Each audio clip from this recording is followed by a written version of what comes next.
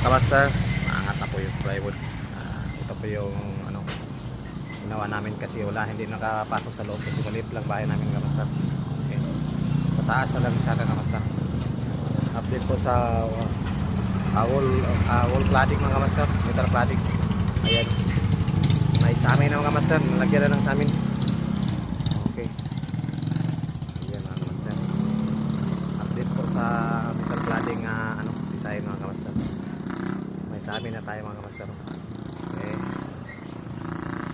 Natin ni Parikoy. Natin ni Parikoy. Okay. Mga kamaster. Ayan mga kamaster. Ayan. Wala naman natuwa. Okay. Sa magtanong dyan, saan ba ito ilagay? Dito lang sa loob mga kamaster. Sa loob natin ilagay mga kamaster. Dito. Ang double wall. Ito po yung double wall kamaster. Sabi nila init daw kamaster, hindi naman init. Basta lagyan natin ng ano, insulator. Ayan. Ayan kamaster. Dito ilagay natin yung marine plywood. Oo. Yung kabaga na yung gigamit. Oh. Yung kabaga nito, boss amo. Mayan ang kapal. Ayan. 1/2. 1/2. 1/2 daw kamaster. Yung kapal ng ating marine plywood. Ayan.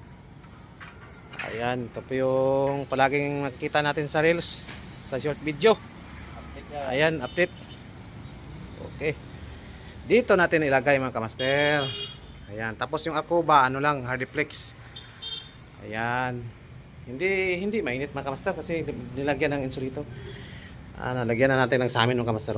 Ito po yung resulta sa labas, yung glow, yung color. Ayan mga kamaster. Maganda ba? Oh. Ayan mga kamaster. Ayan. Dito tayo kanina. Bira. Hatak. Birahin. Oh. Dalawa lang sila mga kamaster. Ipalagay. Ayan. Okay. Dito lang paraan kamaster. Idaan yung anong ating marine plywood kasi wala nang lapit na sa ano, kuryente. Ayan, update na po kayo mamaya mga kamaster. Okay.